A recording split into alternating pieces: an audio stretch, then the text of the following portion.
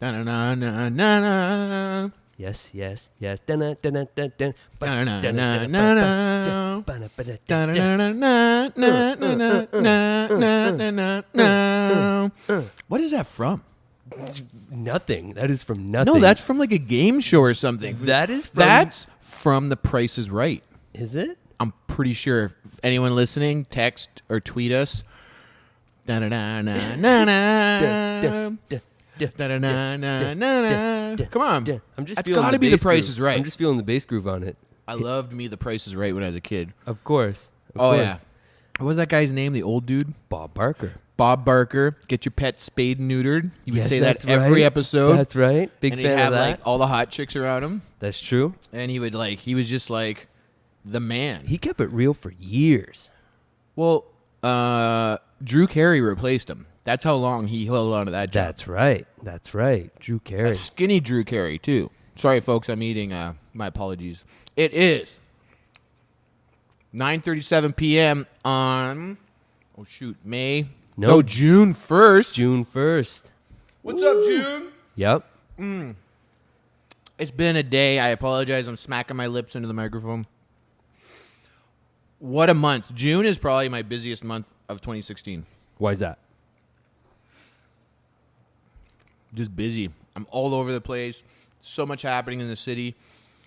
Just there's so much stuff going on. I just came from. Why don't you tell the folks about our new coffee sponsor while I finish up my protein bar? Yeah, you might want to finish that up. We are definitely fueled up by Firehouse Coffee Roasters. I'm fired up. Oh, yeah. I feel a little sweaty, pretty good. Little double espresso. The espresso bean is what we brewed up not too long ago. Super good. I met with Glenn this afternoon. He had a bunch of coffee for us. He was pumped up to see us. He has the best way to get at this Firehouse Coffee Roaster right now on Facebook, their Facebook page. So go to that Firehouse Coffee Roasters. Well, hang on. We should explain how house is spelt, though. Yes.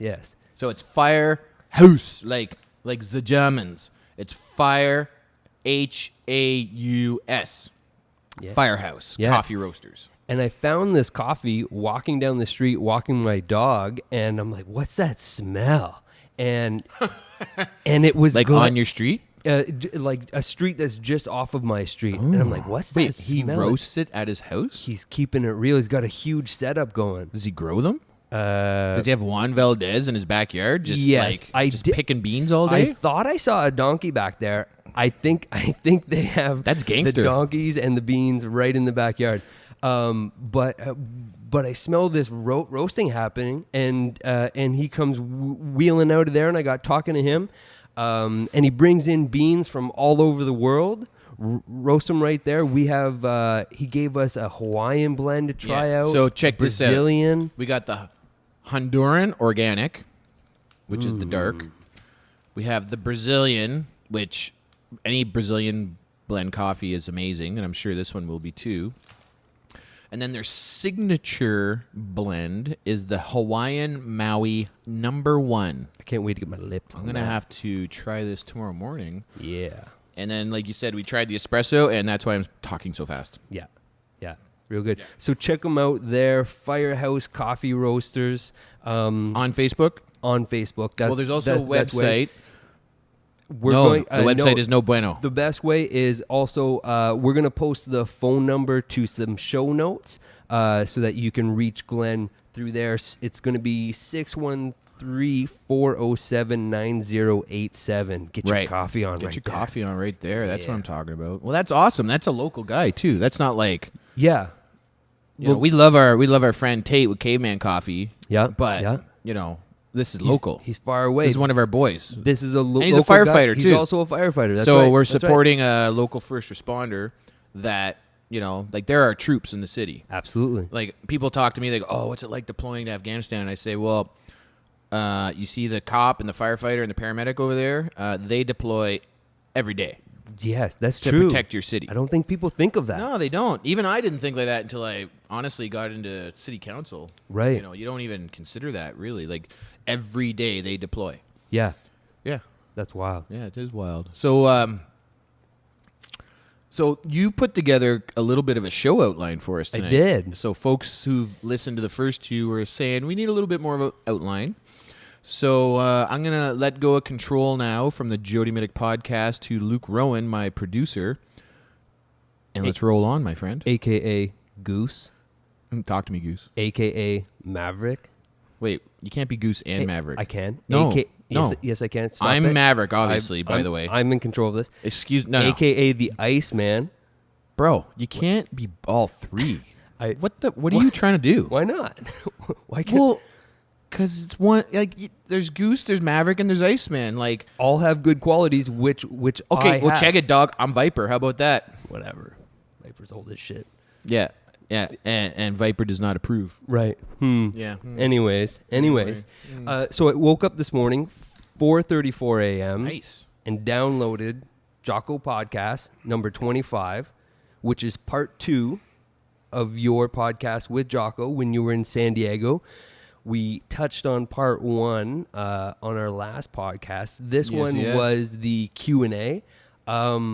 And it was awesome. It was unlike the other Jocko podcast, even when he had guests, that this was more of like a back and forth conversation. Right. Seemed like very, very open, right?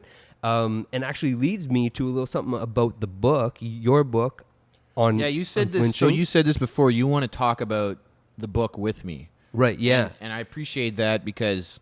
well, you know, like the book is very important to me. So fire away, my friend. Yeah. My main comment, and I was thinking of this when I first read the book, obviously when it first came out, I read it. Reading the book is like sitting here having this conversation with you. And that's awesome because, frankly, that's what I wanted. Right.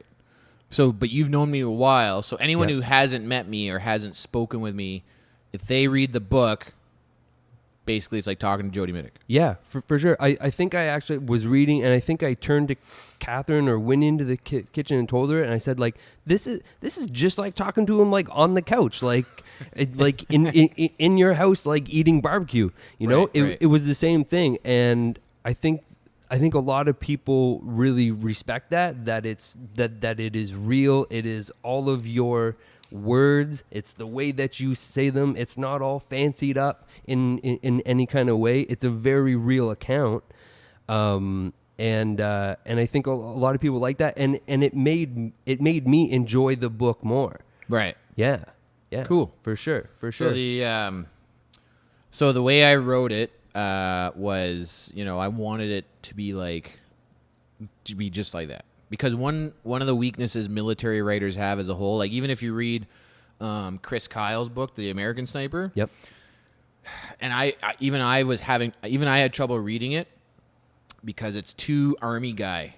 Right. Okay. Like the talk is too like tough guy. Right. Tough guy, and then he's like, yeah, I carried this type of knife and this type of pistol, and like, which is cool. Like, I want to know what kind of gear he had, but the average Mr. and Mrs. Smith is not going to know any different. Yeah, like they don't know the difference between a Glock and a SIG. Right. I do. Yeah. And I know the difference between like a Spyderco and a Benchmade knife, but not really a big do. deal. Yeah. Like he had a whole section in his book just on the gear that he carried overseas. Okay. Yeah. And you know why? And you know what? Like the average person just doesn't care. That's right. Like that kind of they're like, okay, well, right. And so and then the other thing is you so hard want to talk about other people besides yourself because that's just the way military guys are. Right. That the story loses its intimacy with you. Right. Which so is what people are looking for. Exactly. Right. Yep. So the audience is like, okay, well, now we know about everybody else around him, but we don't know anything about him. Yeah. Or her. So yeah. So when you were putting these words down, did you have a specific process that you went through? Like, did you set aside a specific amount of time every day to sit down and write, or anything specific? No. Right. It took me 8 years. Okay. And because I had such a if you haven't heard Jocko podcast, listen to it because I talk about it there too, and it's just because it's an awesome podcast. But I really had a hard time writing about myself. Right. So I had to hire a co-writer, and then I had to fire one. So I had to hire another one to finish the book, and he was awesome. And then, and then I just had to edit what we wrote. So basically, they would interview me, Right. take notes, Yep. and record, and then they would type it out, Right. like try to make a story out of it. Yeah. And then I went through that with the editor to give it the sound like you're saying, like to make Okay. it. I'd be like, oh well, I wouldn't have really said it like that. I would have said it more like this. Right. Right. Or I Right. would Okay. use that term. I would use this term. Yeah. Like one thing that drove me nuts in the in the manuscript was they kept saying the front, Okay. deploying to the front. Right. And it's like, well, we didn't really have a front. Right. It's, like, Okay. it's not World War II. Yeah, yeah, Not yeah. World War I, right? Yeah. I mean, we kind of did, but it was like the front for that day. Right. Okay. Things So were more basically, scattered whatever around. was in front of us, Right. Okay. Yeah. right? But to be honest, it's a little bit of that language stayed in the manuscript. And so when I read it after it was printed, I was like, actually, that flows pretty good. Right. But I got so wrapped around the axle in that, we didn't call it the front. But guess what the average Mr. and Mrs. Smith on the street calls it? Right. The front. And they're going to know what that term means. Yeah, like they So it get it, helps. right? Whether Yeah. or not it's the trenches of the beaches of Normandy, or the trenches of the Somme, or the farmers' fields of the Panjway Valley. Right. It's the front line. Yeah. You know what I mean? Yep. Yeah. For sure. So, my biggest thing was making sure that everything was as true as I could recall. And that's a big disclaimer I put on the book. Like, it's just what I remember and what I remember seeing. And if the story is slightly different, left or right, compared to what another guy saw, that's pretty typical anyway. Right. So one thing that hasn't come back on me is no one has pulled me aside and been like, hey, shithead, you got it all wrong. 'Cause that's your Right, yeah, biggest yeah. fear. Yeah. Is that a guy who was there is going to be like, that didn't happen. Yeah. Because then you're that guy who made up a story. Right. Right. Right. So I thought about it a lot. I talked to my buddies a lot. I'd be like, okay, remember when we did this and like that? But at the same time, it's my story from what I recollect. Right. Of course. So one part that's pretty funny, actually, was in my mind, because when we did the assault for the beginning of Op Medusa, we had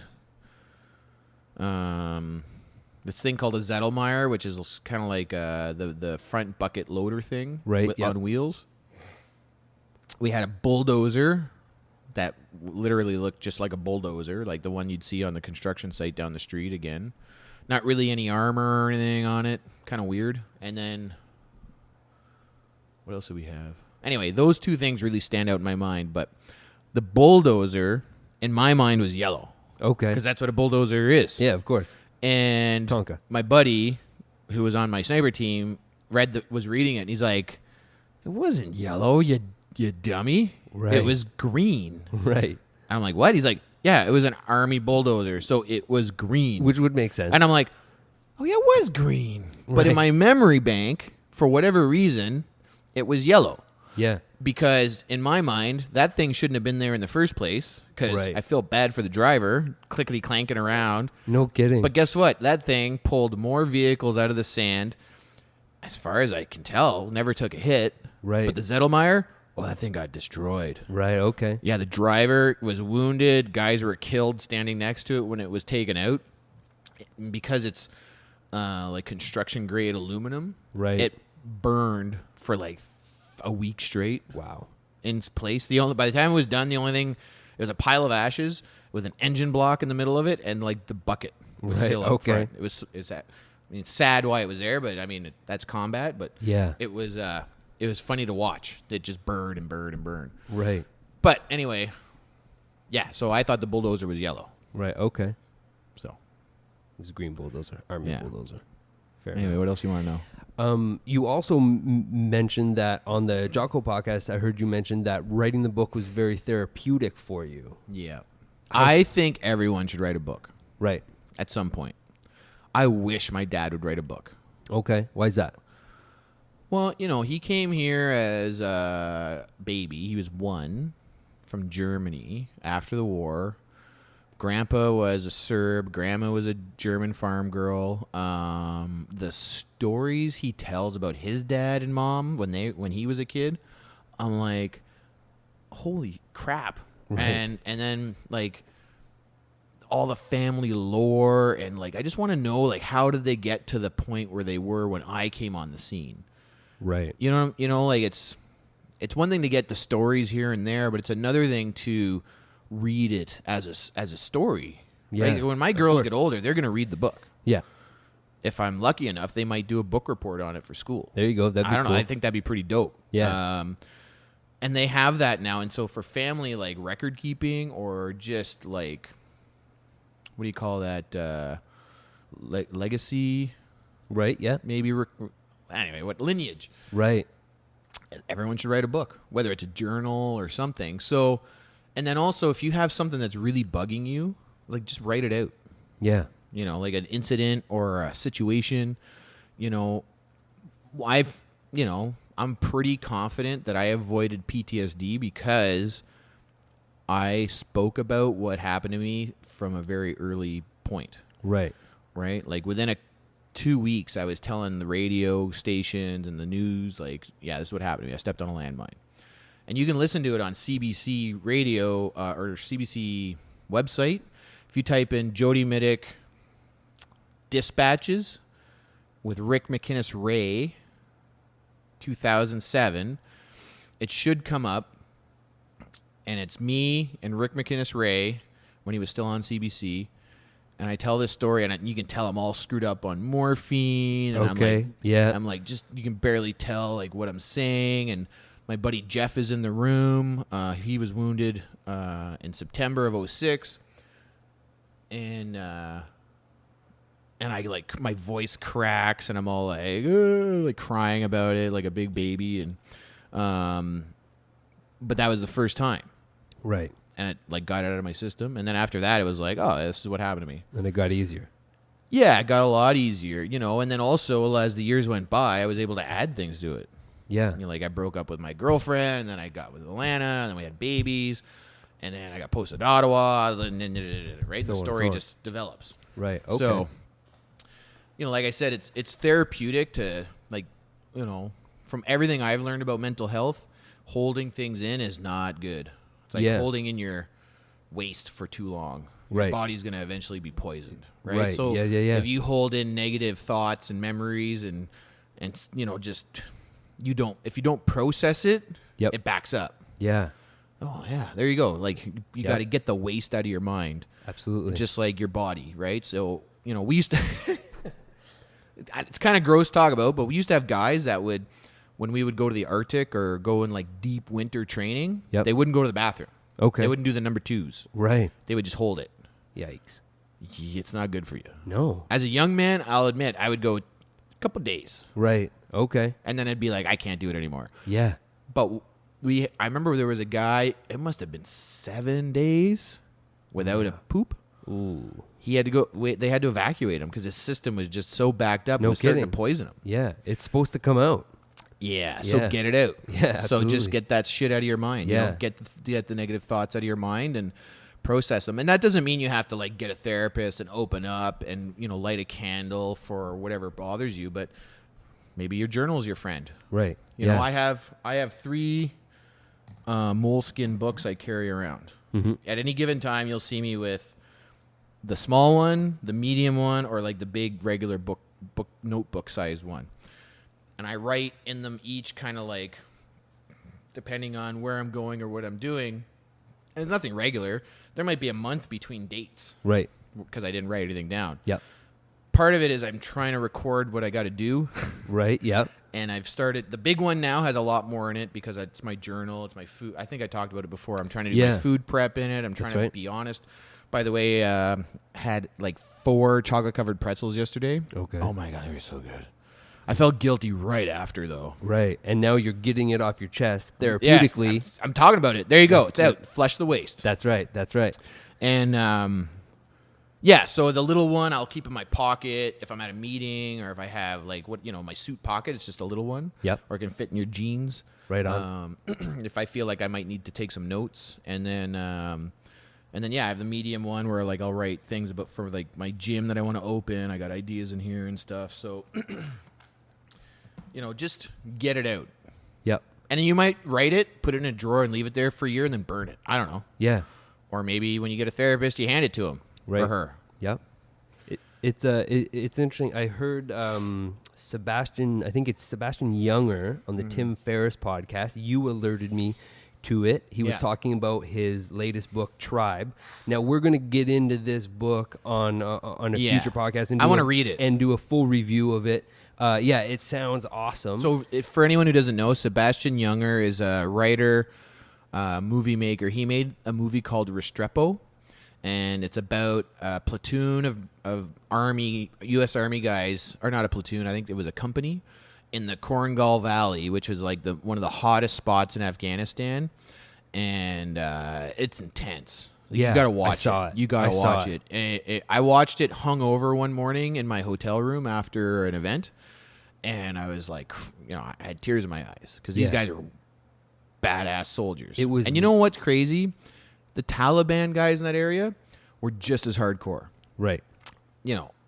I might get a little bit of flack from some of my brothers and sisters for saying that, but the Taliban are no slouches. Right. They're pretty tough, and their tradition of fighting invaders goes back thousands of years. Right. Recorded. And Alexander the Great was like, "This place is crazy. I'm out of here." Yeah. The only ones who came close were the Mongols, and even they said, "Screw it, we're out of here." Right. Yeah. Yeah. They're like, "We're out. Peace out." Never mind. Yeah. We're good. We're good. Yeah. We've got all we need. Funny enough, though, they left those giant Buddhas that the Taliban blew up a few years ago. They were there for like 400 years or something, 500 years. Anyway, so we'll get into the Sebastian Younger book at a later date because I really want to read it. Yeah, he had made made a comment that I'll touch on about things like that are therapeutic for vets coming back, is to have an open forum, and they did that in one city on Memorial Day last year, where vets could come back and tell their story. Anybody who wanted to go could go and listen. Yeah. It's not a Q&A or anything like that, but it's a spot where the vets who've come back could go and tell their story about what they've seen and what they've done. So again, like getting it off their chest, right? I think it's brilliant. Yeah. Actually, I listened pretty closely to that part, and it's based on, was it the Navajo warriors? Yes. It was Navajo? Yeah. If it wasn't Navajo, then Luke is saying it was, but I'm pretty sure they would come back from a war party or whatever, and then each warrior would get time to tell what he did during the battle. Yep. And it was a way to like have the group like thank him and maybe even chastise him, but he had to like talk about what he did, right? Right. And not chastise as in punish, but just be like, perhaps you should have had more mercy or maybe whatever for your enemy. And and it's good. So as a society, they accepted what happened, they processed it together, and then they celebrated the warriors. Yeah. And I think it's really good. So I was actually going to mention to you off air, but we're on here. It's happening. Maybe we'll try and organize that at the Legion here for next year or something. Well, or for like this fall or something. Yeah. Yeah. See what kind of buy-in we get from some troops, and if not, maybe we can figure something out, because I firmly believe a lot of our troops end up with depression or even PTSD because they don't get it out of their system. Right. Yep. Well, maybe we'll have some people but not just, reach out to us and tell us that they want to do it. That'd be a good idea. So if you do, hit us up on Twitter, Jody Mitic, JodyMitic, and Coach Luke Rowan. Coach Luke Rowan on the Twitter or the Instagrams. Facebook, I'm on the Snapchat. Honestly, some guys are talking to me on there, very flattered, but no idea what I'm doing. Yeah. I tried sending Tim Kennedy a message. Right. I got pretty excited because it said it opened, right, but no reply. I was like, hey, man, fellow sniper, and I was on the Joggo podcast. He's probably like, good for you, dick. Yeah, cool move, dude. Hey, cool, man. Do we wear the same shoes, too, or something? Like, Totally do. Anyway, whatever. What else do you want to talk about? I wanted to talk about something that you do to relax, which seems almost counterintuitive, but you go and shoot guns. That's a therapeutic lot. too. Sunday gun day. Sunday Fun Day Gun Day. Yeah, that's what I call it. And Why do you want to talk about that? And I saw you Yeah. a picture with you with a 50 caliber. Yeah, the KDEX. Yeah. KDEX rifles. Right. Out of Montreal. So were you like just hanging out with that thing or actually firing it? I did not fire that particular one. Okay. I fired the KDEX 308 and the KDEX 338 Magnum. Okay, yeah. We used all calibers as snipers, like all NATO calibers. So we used 5.56, we used 308, and we used 338 Magnum, and we used 50 cal. Right. So KDEX has gotten into rifle manufacturing over the last 10 years or so. Right. Like I said, they're not, sorry, I shouldn't say Montreal. They're from Saint Jean, Quebec. And rifle design has changed dramatically since I was wounded. Right. I don't even recognize rifles a lot anymore. Okay. And so they want to help me get back into long-range shooting. Cool. KDEX, CADEX. Check them out. They make some pretty dope rifles, and we'll see where it goes. We'll see. We're becoming friends. Okay. A little bit. So we were at Stittsville Range, and they Yep. had a day, like a, what do you call it, like an open forum day. Okay. Yeah. So like you had to be invited, but come out and try their gear. yeah. Okay. Yeah. So it's part of CanSec, which is in town. It's the Canadian. Oh, sorry. Yeah. No, CanSec. Canadian. Something Canadian security, something or other, isn't it? That's CADSI, yeah. It's put on by CADSI, Canadian Association of Defense and Security Industries, something like Right. that. I know the president. I should know the name. Fair enough. And then CanSec is their thing. Right. Canadian Security Conference, I think is what it stands for. Okay. It's once a year in Ottawa. It's invite only, basically. Military, police, current or invite. Okay. So you're like, cool. That's where like executives from like companies will have like a Saudi prince fly in for the day. Right. Yeah. And he's got his tigers with him. Yeah. No. No. Well, maybe. Okay. I don't know. I've never been in those meetings. Who knows? Maybe. All right. And then they'll like they'll sign deals in back rooms there, and just like that's where a lot of the business happens. Cool. It's pretty cool. Yeah. And then you get to see the latest and greatest. Anyway. Cool. I definitely want to get out to the range with you.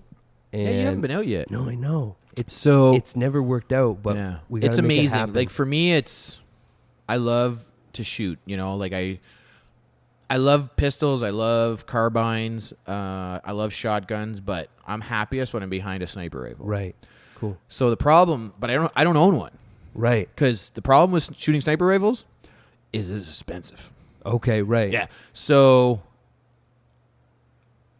I see this a lot, and any aspiring shooters out there, listen up.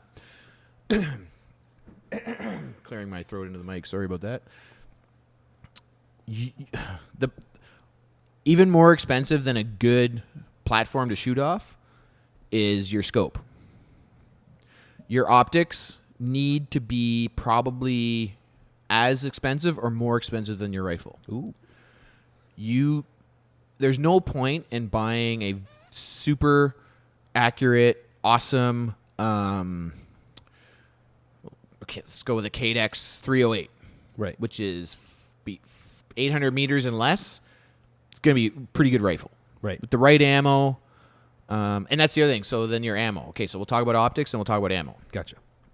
So that rifle with good ammo, easily shooting half a minute of angle at 800 meters. Right. What that means is at 800 meters, if you shoot a 4-inch group, that wouldn't surprise anybody with that rifle. Okay. That's good. That's good. So Yeah. a minute of angle at 800 meters would be like 9 inches, Okay. right? And Right. that's typically a rifle is judged on its ability to shoot a minute. Right. A minute is 1 inch at 100 meters. Okay. At 100 yards. At 100 yards. Okay. Yes. Yeah, I know. Yes, It gets a little bit confusing. At 100 meters, it's like 1.123 inches. Okay. Yep. Okay? Because meters are longer than yards. So then every 100 meters add an inch. Right. Right. So right. at 800 meters, you should be at about a 9.5 inch group. Okay. Right on. So if you shot a 4.5, 5 inch group, nobody would be surprised. That's pretty tight. Yeah. That's pretty good if you're a decent shot. Now, what a lot of guys do, and I see this and it drives me crazy, is they'll buy an awesome rifle. Yeah. They'll buy garbage ammo. Right. Or they'll make their own ammo for some reason. Okay. Which, unless you're going to really be careful and do it well, don't bother. Yep. Just go buy a box of ammo. Sure. And then they'll buy, not necessarily a bad scope, but it won't perform to the level of range the rifle can get to. Right. So it's a great scope if you want to shoot 300 meters and less. Okay. On like a varmint rifle. Right. Varmint being you're shooting at squirrels and groundhogs. Yeah. But if you're going to shoot a 308 out to 600, 800 at the extreme, you need a scope that will show you exactly what you're looking at out to like 1,000. Right. It's got to keep up. Exactly. So I liken it to buying a Porsche. Yep. And then putting regular unleaded gas in it, so that's your ammo. Yes. And then getting Walmart tires all seasons and slapping them on. Right, and yeah. that's your scope. Awesome. And it's like, awesome car, what are you doing? Yes. What are you feeding it? Yeah. Right? It's So not you going to got- drive well. Well, it's like your body. Like Yeah. we talked about this. Like Junk food. you're putting junk food in your rifle. And so my advice is always like, if you have an accurate, well bedded stock or platform, like they're mostly platforms now. They're not really stocks so much anymore as like an assembly of parts, which is pretty, because a lot of them have collapsible stocks and they're very lightweight now. Some of them you can put a suppressor on, which deadens your recoil and your sound. But if you have a rifle that can shoot to like 1,000, 1,200, like I said, 800, look for a scope that'll let you see like more than that. Right. Because a lot of scopes have variable power, so they'll go from like 3.5 power up to like 15. Okay. So on a good 308, I wouldn't put anything less than, these days with what's available, I wouldn't put anything less than a 15 power on. Right. And then again, though, you got to get the good glass. Right. So you're looking at Schmidt and Bender. You're looking at what's the other really popular one that I forget? Anyways, some gun geeks out there will probably be screaming at the radio. Yeah, definitely. Schmidt and Bender is the one I remember the most. Leopold is a good one. Both European. And then there was one the Navy SEALs really liked for a while, but I've heard they've kind of fallen out of favor because, like everything, once success kicks in, suddenly you start selling stock and your board of directors, and suddenly it's diversified for more Right, profit, right. and then quality goes down, and then nobody it's buys not your good shit. enough Night anymore. Force, that's what it was. Night Force. I've heard Night Force scopes in 2004, 5, 6, 7 were pretty much like most special ops used it. Mm-hmm. And like our guys used it, and I know the SEALs were the ones that adopted it first, at least in the history and the lore. But nowadays, I think people aren't buying them as much for that reason. Right. But yeah, that's my advice there. Same thing with pistols. So shooting is shooting regardless. Right. A lot of the same principles apply. It's just the length of your barrel. And you got to think, like at 1,000 meters, a 1 millimeter deviation on your target is a meter at 1,000. Makes big difference. Right? Yeah. And so it's the same as a pistol, like that, and it just gets shorter. So, and no offense to anybody out there that does this, but this is just my view on it. Like I went to the range, and this guy had all these beautiful guns, and he had some cool ones that I've never seen before, and I as much as I love stuff, I also, my mind is very KISS. Keep it simple, stupid. Right. Because I'm stupid, right? Yeah. So I got to keep things as simple as possible to track it. And so when I was looking at pistols and rifles to buy, I was like, okay, well, what do I know? Yep. I know how to use a C7, which it's our version of the M16. Right. Okay. Which isn't even really a rifle anymore. Now the Americans have an M4. But if a Vietnam guy picked up an M4, he could use it. Right. It's almost the same rifle. It's just got some improvements. The C7 is made in Kitchener by a company called Colt Canada. It's actually, in most people's opinion, better than the same rifle built by Colt USA. Right. And you can buy a semi-automatic rifle in 308 or 270 or even 338 Magnum that can shoot half minute of angle out to 1,000. Right. So I'm like, well, that's cool. Yeah. So when I'm looking at a carbine, I'm like, well, why would I? And there's all kinds of great rifles out there. There's the Israeli Tavor. There's the I actually hate the AK-47. I don't care what anybody says. I think the AK and every variant of it is a pile of garbage. But to me, the AR rifle platform is something I've been using for over 20 years. Okay. So why would I buy anything else? Yeah. I know exactly how to use it. Blind, I could use it. I could take it apart, put it together. It's awesome. And then I looked at pistols. So I went for the simplest, most easy to operate pistol because we used a Browning. So I have an M1911, which is kind of a similar design, but it's also a very old design that has a safety and has a hammer, and so you got to be careful with it, and that's cool. That's like some guys like it. It's a steel frame, so it means you can beat someone to death with it if you run out of ammo. So when the zombies are coming, you can start smashing heads. Yeah. Once you're out of ammo, but so I bought a Glock, and there's no safety. Right. It's got what's called a striker action trigger. So you pull it out, you pull the trigger, bang bang, Ready to go. It's awesome. And Glocks are indestructible. Right. For the most part, like 100,000 rounds, no problem. Before they need maintenance. So I looked at the Sig Sauer because I kind of like them a little bit. They're a little nicer. And I bought a couple Sig Sauer 320s, which you might have seen on my Twitter, which then became a news article here in the city of Ottawa. And, so I have the Glock, I have the 1911, and I have the Sig Sauer. And then I have another Sig Sauer, which is what our special ops guys have been using for the last 20 years. Right. And I go back, so I kind of go to the same pistol every time now. I have the other ones, and they're fun to shoot now and then. But anyway, so this guy has, so we went to this range. This guy had all these cool pistols. He didn't really know how to use any of them well. Like the one he really was pretty good with. He's pretty much a surgeon with one of them. And then he had all these other ones, and he was okay with. But he loaded his own ammo. And he might be listening, so no offense, dog, but this is just my observation. Every second round was a stoppage. Okay. And by that, I mean the pistol wouldn't fire. Right. Or it would jam. Yep. And I'm like, so, okay, I get it. Shooting is expensive. But when I pull the trigger, I want to hear bang. Yeah. And if you're going to load your own ammo to save money, what are you sacrificing? Right. Yeah. Right? So make good ammo if you're going to make it. Or just buy it. Yeah. Because, I mean, like, if you're trying to get better at shooting, like, you need to practice. You need to practice. And you need to practice perfect. A lot of guys load their own ammo, but again, to me, it's like, unless you're going to make really good ammo at home, like first of all, I don't have time.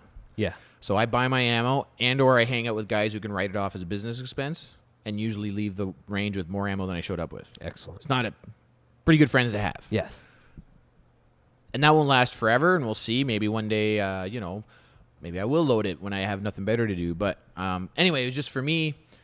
You have this great pistol, and you're putting shit ammo through it. Not good.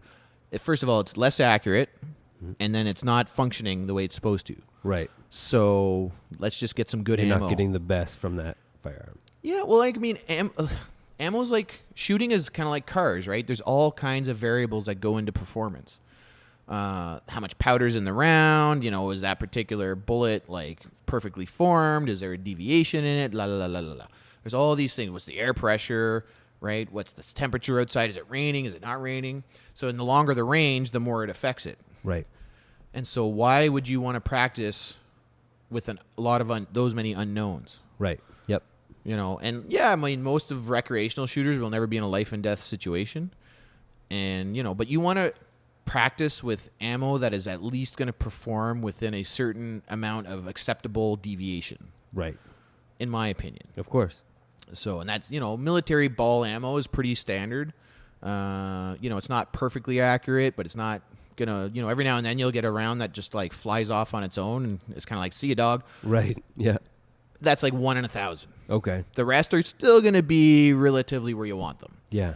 So, but anyway, so that's shooting to me. So Right on. sniper rifles, to go back to the beginning, Yeah.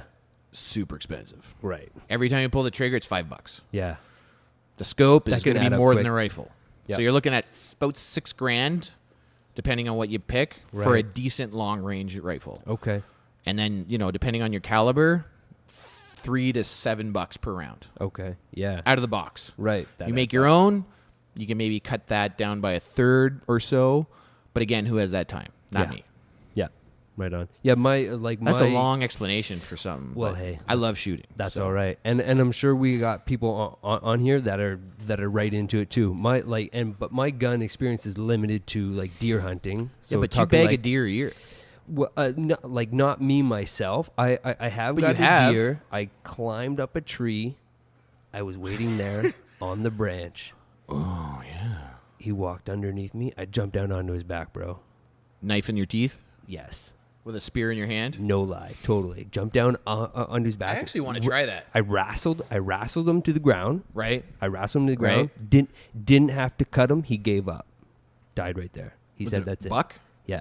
Like Wrestled him. 25-point buck? At least. Yeah. I think it was 32. Like the monster but buck. I don't want to sound pompous, So it was Yeah. big though. But So check this. So I was trying to get a hunting license yeah.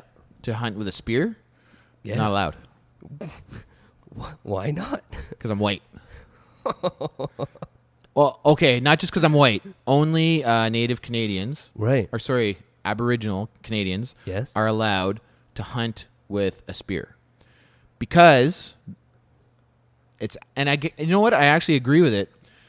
They want the deer or whatever you're hunting to die as cleanly and as painlessly as possible. Mm-hmm. And the problem with spears is that they often don't kill the first time. Right. You kind of you got to get them once, like 2 or 3 times. Yeah. Especially if you don't know what you're doing. Of course. So that's why Aboriginal Canadians are allowed, because that's their tradition. They know what they're doing. Right. Yeah. It's the same concern with hunting with a bow. Well, you can still hunt with a bow, though. Yeah, but I mean, but the concern for a lot of people is, like having the right arrow that is the right weight for the right range. You really true. need to know Yeah. what you're doing so that you can get a good I'd like kill. to get into bow hunting. Yeah, me too. But here's and I want next year you got to take me with you because I want to fill the freezer with meat that I kill. Yeah, that's the best. Never mind grass-fed beef. How about free-range deer or elk? That's the best. So with my legs, I can't hump what I kill out. Right. So wherever we go, it's got to be 4-wheeler friendly. Yeah. Otherwise, I can't do it. The places And that I hunt bugs me. If we have to hump something out, it is not far. It might be 100 or 200 yards to be able to get to a trail Right. where we could get the 4-wheeler to it. Okay, cool, man. What are we at for time there? We're inching up on 43 minutes. This is the longest one yet. So how about we talk about some current events a little bit? Yeah. Ooh, I saw you posted today. Uh-oh. Some rascals got a little nasty with a bus shelter. Oh, And yeah. there's been lots of action on that. Okay, yeah. So what I do is, anyone listening, I'm a city councillor in Ottawa for the great ward, Innis Ward. 40,000 residents, growing daily. New houses are being built. Actually, tonight I had my first community council. So all the presidents of the community associations and their executives, if they could make it, all except for one, showed up, and we talked about ward-wide issues. Right So I was on. pretty proud about that because actually that was part of my election platform, was to form it. So after 18 months or so in office, I actually managed to get it done. So anyway, I just drive around and I'll just look for stuff like potholes, broken benches. Like I've had benches fixed because I've seen during the winter, one of the benches at the bus stop got flipped over by the snow removal thing. Right. And then it wasn't until the snow melted that we saw it. So I was like, okay, fix that. Fix that curb. Yep. And it sounds pretty arbitrary or just pretty whatever, but someone's got to do it. Someone's got to do it. And the road crews, people give our road crews are some of the hardest working guys in this city. Right on. And, even I said it at first, hey guys, when you're driving around, can you just try and point things out. But they're like, look, man, when we're driving, we have a task list. Right. And we're focused on getting to the next task. Yep. If we see something, we assume somebody else. It's either on our list for later or somebody else has it on their list. Right. Okay. So we keep rolling. Yep. And unless it's reported by the public. So here's a tip, guys. If you live in a city and you wonder why things don't get fixed, well, there's only so much the city can predict or report. Right. We actually rely on the citizens a lot to tell us what's wrong. That makes sense. Yeah. And so I have 40,000 pairs of eyes that can help fix stuff. Right on. So we had an accident on the same street, and that's why I was actually on the street that day. And I'm actually pretty sad about this because this girl is in the hospital in critical condition with a brain injury because this kid was drunk driving at 6 a.m. Right. He decided he needed McDonald's after a night of drinking. Okay. So he drove to McDonald's, was on his way back. She was parked on the street or in her driveway. I've heard both versions. Okay. Cops told me her driveway, so I'm going to lean towards their version. But he drove right into her. No. And she had just got in the car, hadn't even done up her seatbelt yet. Right. Pushed her about 40 feet through a light post into another vehicle. Wow. Light post falls on her car, smashes her in the head. Wow. I'm so sad. Awful. 18, whole life ahead of her. And guess where she was going to work? Where's that? The McDonald's. Right. Anyway, so that's why I was on the street, just because I wanted to see the accident zone. I was talking to the police. I look over, and the bus stop at the corner has had the window smashed out of it. Right. And I'm like, man, I walk over. There's this big rock in the pile of glass, so I know what happened. Yep. And so, here, I'll pull up. I'm just going to look at my iPhone real quick. And this makes me laugh. So I posted it on my Facebook. Let's see. Found this during my weekly drive around the ward to look at what's happening. Just these 2 panes of glass will cost Ottawa City taxpayers over $1,000, and that's without labor to install. So I write, kids, make better use of your energy, and remember our actions echo through time. I was no angel, but find an outlet for that aggression to get that aggression out. So, 100 and so people have, liked it. I've got a few comments.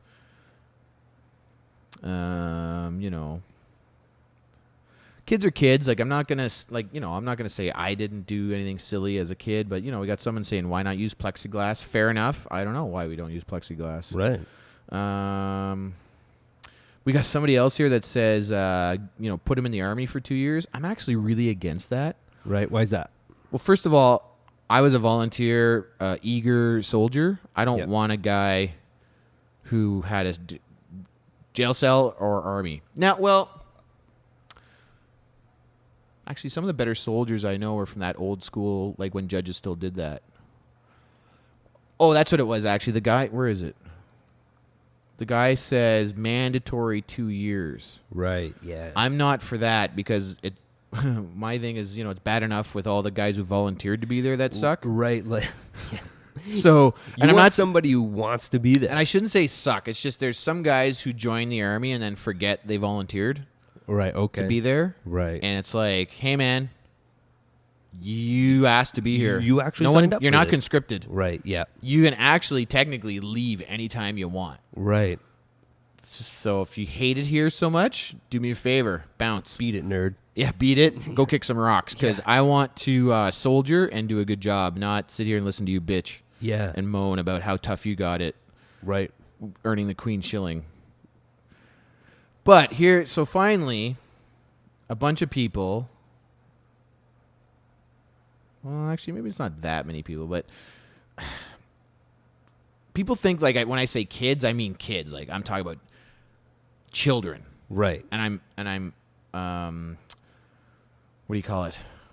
Assuming. Yep. And grouping. Right. Look, chances are it was kids. Kids also, though, is a term I tend to use for everybody sometimes. Yeah. In this case, I absolutely meant kids. Right. But I'll grant this guy who says, I agree with everything you say in the post except one very important point. Unless there is proof, bracket, I've seen none in the discourse so far bracket, very big $30 word, that kids actually did this, then to single kids out is not fair. The probability that kids did this is not sufficient. Maybe he's a lawyer. Right. Not sure. But the point I was trying to make is whoever did it, find a better way to get that aggression out. Yeah. Whether you're a 6-year-old boy or a 70-year-old woman, don't smash our bus shelters. No, we don't need smash those, the bus first of all. shelters. And it just costs everybody money. Yeah. You know? Though, like, it was funny, though, the city guy that takes care of them, he's like, oh, hey, good news, though, Crime Stoppers stickers are going to go up on the new ones when they're set up. I'm like, Okay. yeah, I guess that's cool. I'd rather have spent that $1,000 on something else, though. Yes. You know? for sure. And it's just, again, when I was a kid, what was the worst thing? Well, maybe I caused a little bit of damage to a municipal building. Right. But I sure didn't feel good about it the next day. Right. Yeah. And maybe this guy doesn't either, or girl. Right. Who knows who did it? Yep. But it's just, it's just sad to see, especially these days when there's a lot more awareness about social activity and stuff. So, and I get it, guys. Did I mean kids? Yeah, I meant kids. But would I actually be surprised if we found out an adult did it? No. Right. Yeah. It's just a term that I threw out, like, to say, like, probability is that it's kids. Yep. And I think we fail as a society to give teenage boys especially an outlet. Right. And I'm not saying we do it much better for girls, but like, I remember being a teenage boy. You got to harness that energy somehow. You got to give them a purpose. Yeah.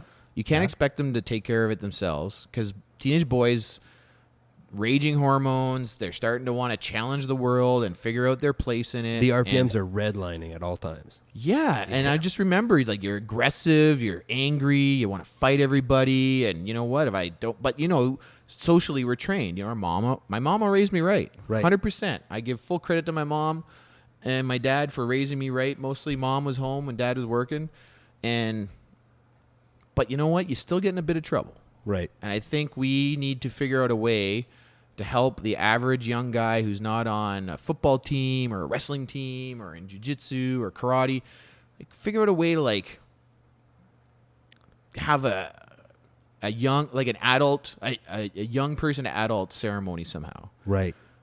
Maybe graduating high school would be it, but even that isn't sufficient. I don't know. This is we're getting into a little bit of philosophical talk. Yeah. And we're already at almost an hour. So, and I want to wrap this at an hour because this is only our third one.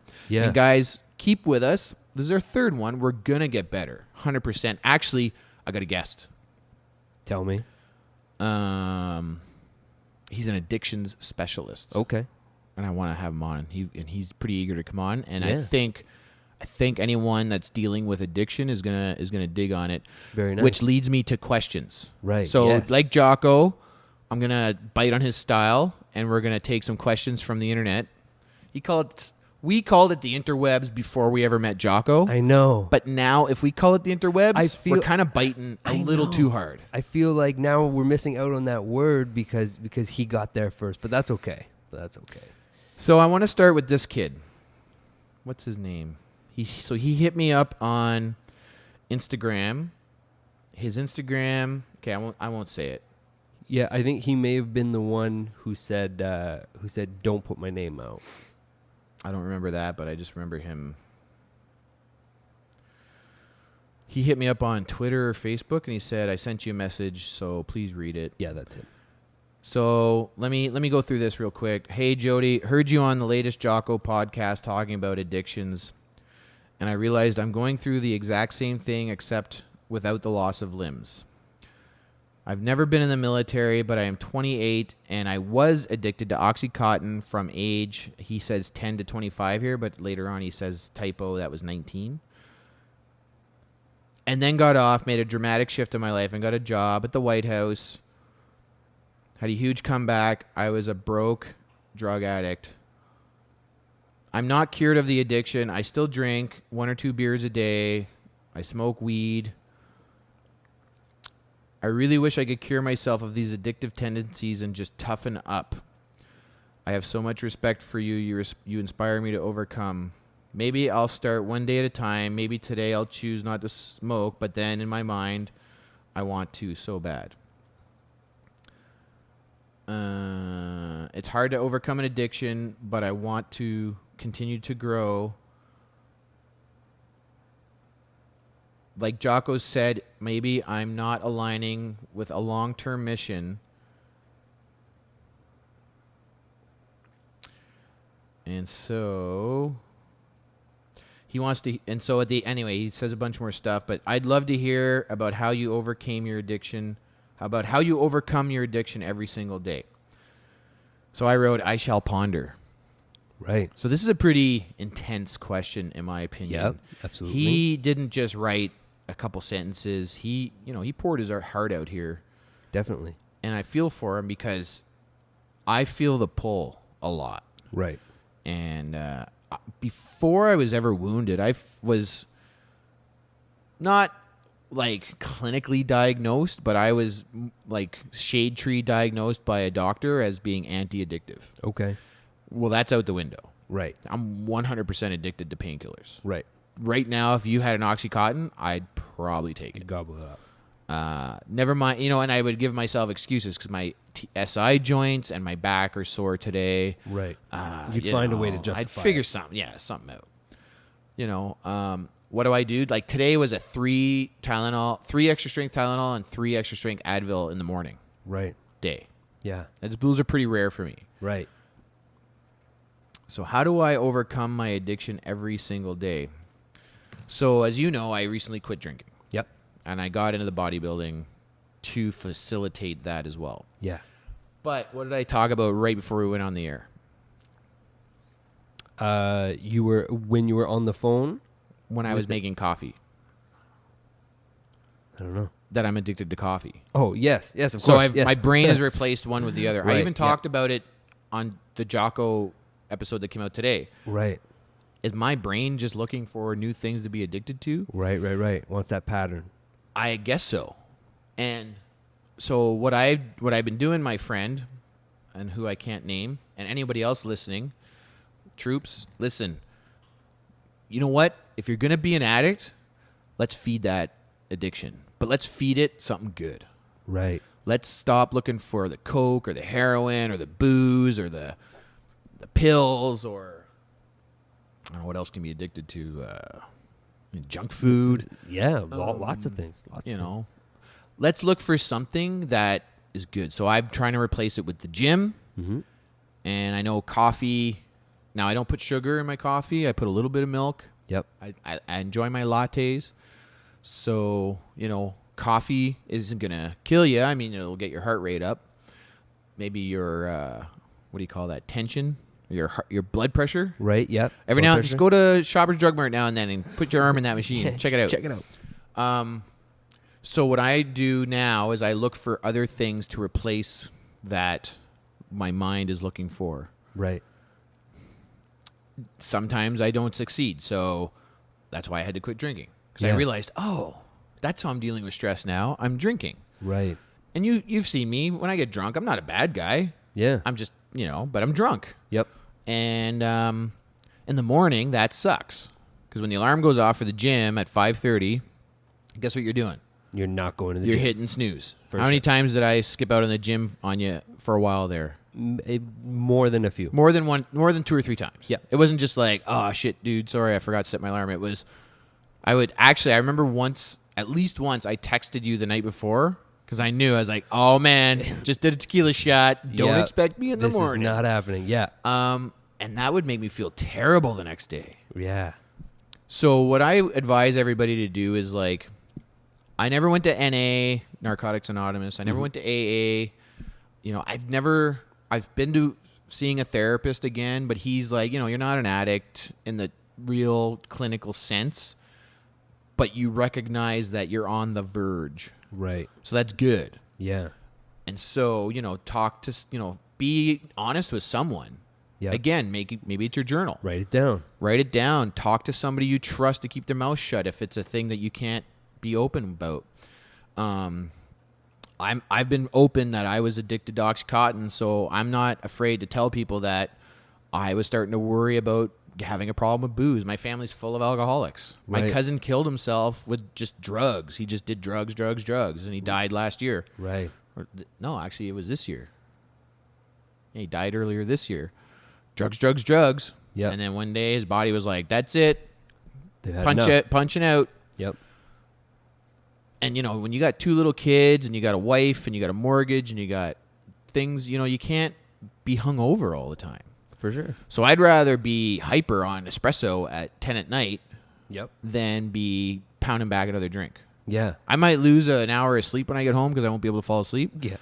but I won't be hungover and I won't be paying for it physically, Yes. except for, I'll be a little bit tired. But so I'm looking for positive addictions, if that makes sense. Absolutely. Some people would argue that there is no such thing as a positive addiction. Right. And 'Cause it's maybe all they're balanced. right, and maybe the doc that's going to come on will talk to us about that. Yeah. I want to read his name real quick, though. Actually, the doctor. So we're going to have Doctor. I might be jumping the gun a little bit here, but Mark Ujanawal, and I might not be saying that right, who is an addiction specialist here in Ottawa, and he's going to come on and he's going to talk to us about his views on addiction and how we're going to treat people. Because Cool. for a long time, and even today, we treat addicts like criminals Right. Yes. instead of like someone who's sick. Right. Yeah. And that's how I felt. Right. I felt like a criminal, Okay. Yep. right? And I don't think that doesn't help you want to be open about it and tell somebody and ask for help. Yeah, it'd be like if you showed up with the flu, they would be like, "Oh, really? Right. Oh, really? You have the flu? So let's just go over here. Let's talk about that with some handcuffs on, Right. because Yeah. you're clearly a threat." Yep. Who would come forward for antibiotics? That's right. So my friend who sent me that note on Instagram, I hope that helps a little bit. Reach out to someone. Like, if you have to, just send me notes now and then. Look for a new addiction, whether it's the gym, whether it's writing, whether it's video games, like something. Like, try and replace what's hurting you with something new. Because if you're feeling bad about it, clearly you need to stop it. Yeah. But it's good that you're recognizing it, right? Like a true Absolutely. addict would be like, "No, I'm good." Yeah. Yeah. This is obviously someone who sees it and wants to make change. Yeah, so I say make the change to a positive addiction, and then we'll move on to not being addicted to anything. Right. Right. What else you got? There are a few more questions. Let's do, what are we at? We're at an hour and 2 minutes? Yep. I just got a text from the wife, so let's try and wrap this bad boy up. All right. All Do right. 2 more questions. Okay, sounds good. So let's see here. Gambit on Twitter asks, best long-term fix for sitting in an office chair for over 25 years. He's talking about the I saw foam that one. rollers help, but far from great. So obviously you've had physical challenges. This right? is your league, dog. You Okay, answer this question. Okay, yeah.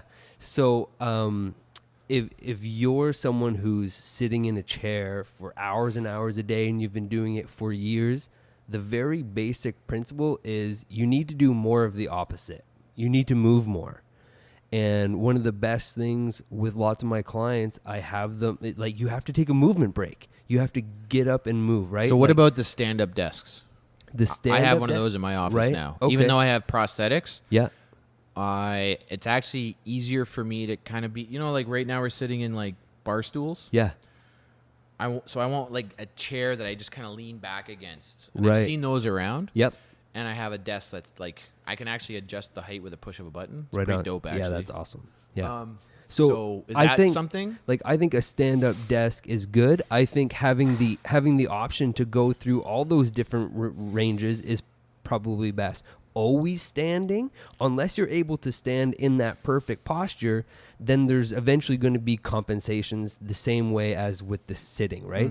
So being able to vary your movement throughout the day. So get up and walk around. If All you're right. sitting the So, but front hang of on, your body. hang on. Go I on. appreciate Yes. what you're saying, but this whole sitting is the new smoking. Right. Is this the healthcare industry just looking for something else to bug me about? Because guess what? We've been sitting for, I don't know, about 1 million years. Right. But also, a long time ago, we also used to do a lot more movement.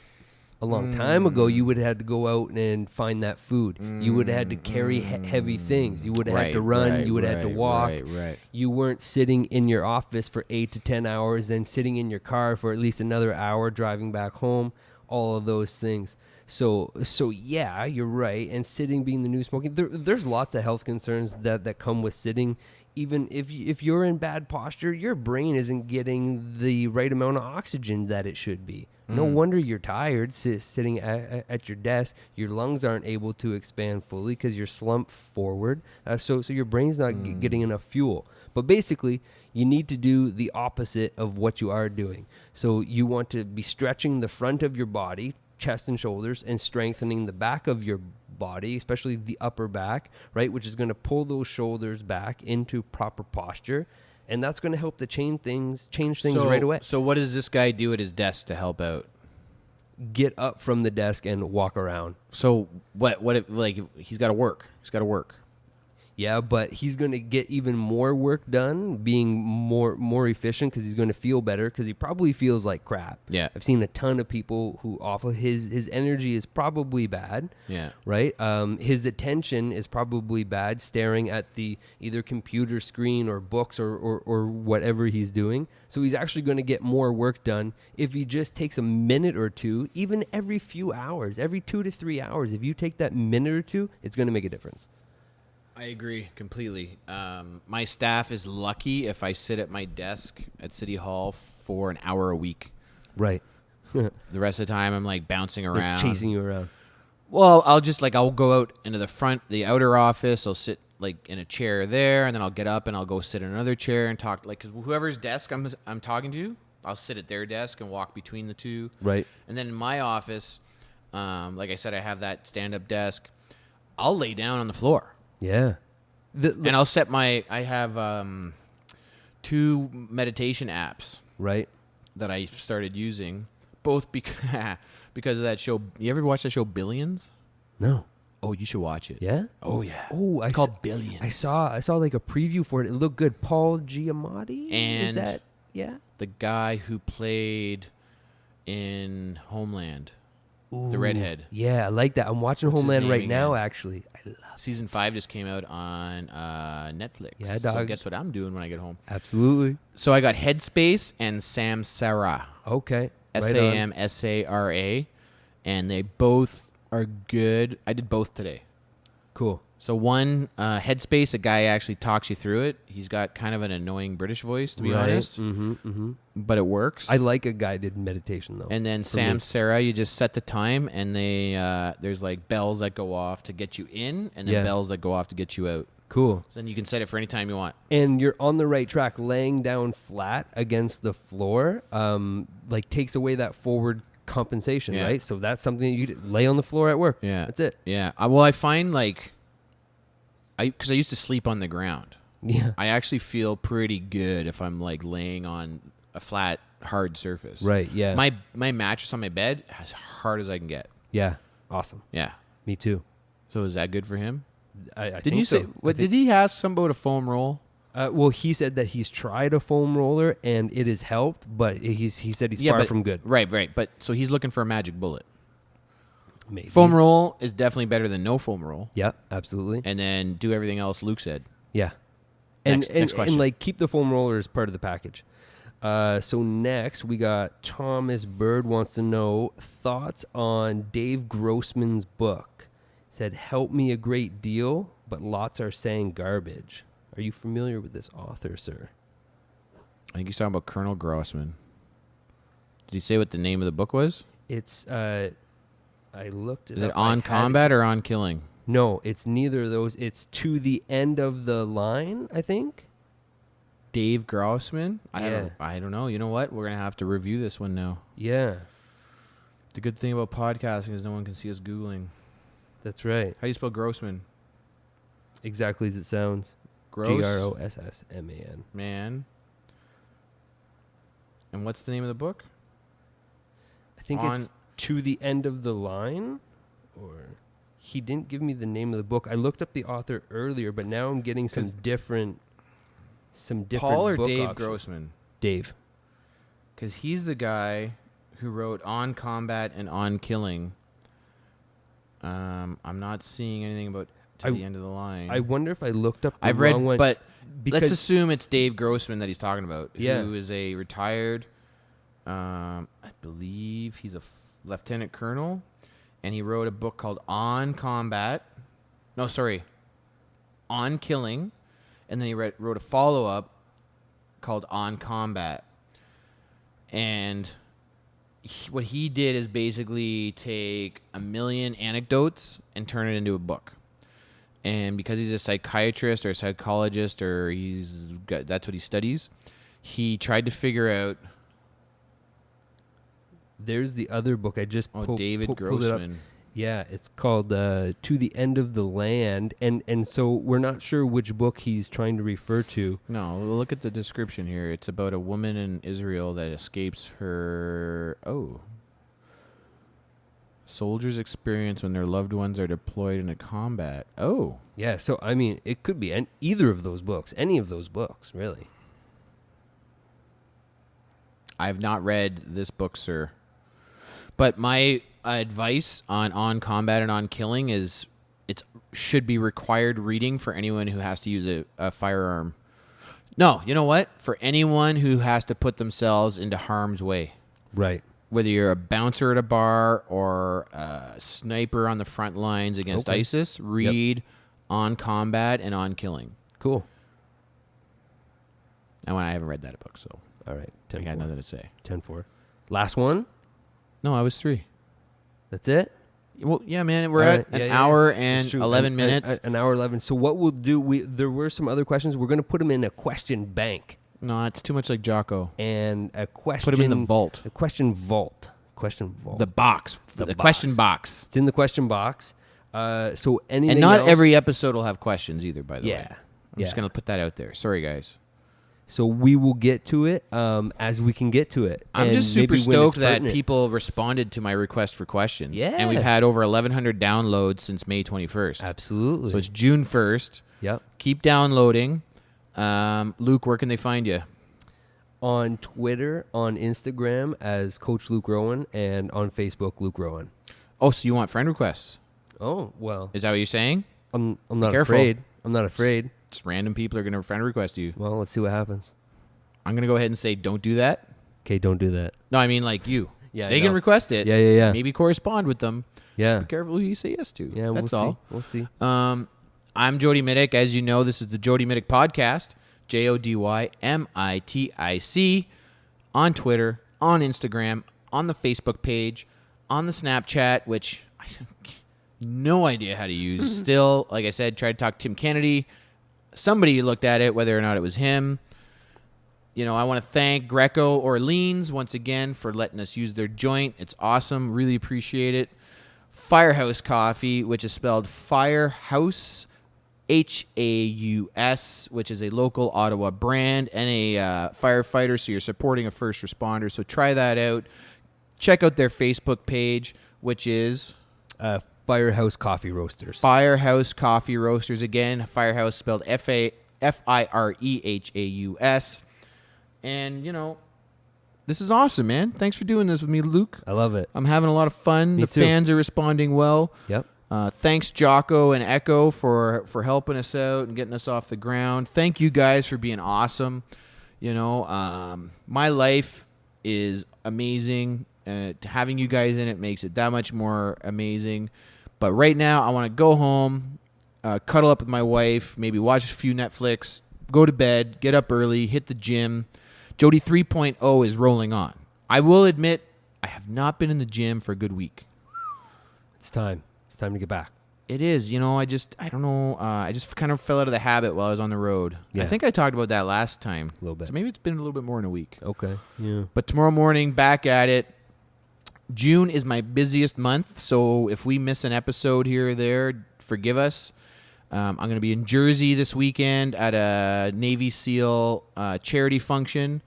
And then the following weekend, I'm going to be in Newfoundland for the Royal Canadian Legion's annual general meeting, Right on. Dominion Command meeting. So we're having a symposium on how to get more younger veterans to join the Legion. And troops, if you're listening, if you're retired military, I know it's full of guys and girls that are from a generation beyond you, but join the Legion. Or join your regimental association. Join a military networking group. I'm part of a group called Treble Victor. I'm also on the Royal Canadian Legion Association local branch. I'm going to put in my membership for the National Royal Canadian Legion lifetime member. I'm a member of my Legion branch. Join and or get involved in anything that gets you out of the house, gets you amongst people like you, keeps you in that positive mindset. And even if you can't be positive right away, at least you're going to be around people that are thinking about you, that think like you, that are going to come out and reach out to you if they notice that you're not showing up or they notice that you're not feeling that well.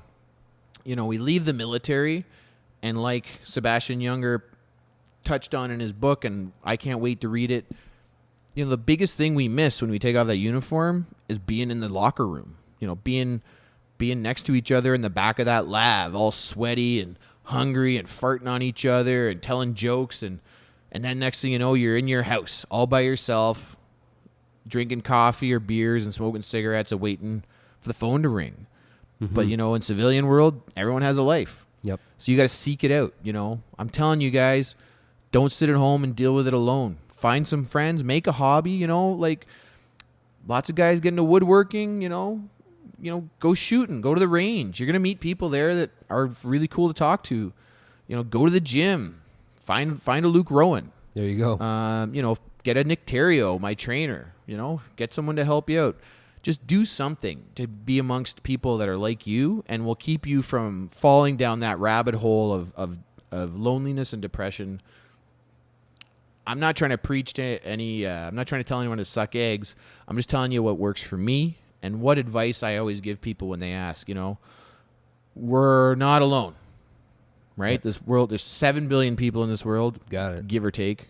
And, you know, you don't need to be alone. That's right. And if you got to, reach out to me, reach out to Luke. We're here. We'll talk to you. You know, we might not be besties, but, you know, we'll definitely lend you our ear for a bit and put you on the right path, we hope. And not that our path is the right path, but it's better than no path. That's right. Absolutely. So, my friend. Yes, sir. Jody Mitic Podcast number 3. We're out.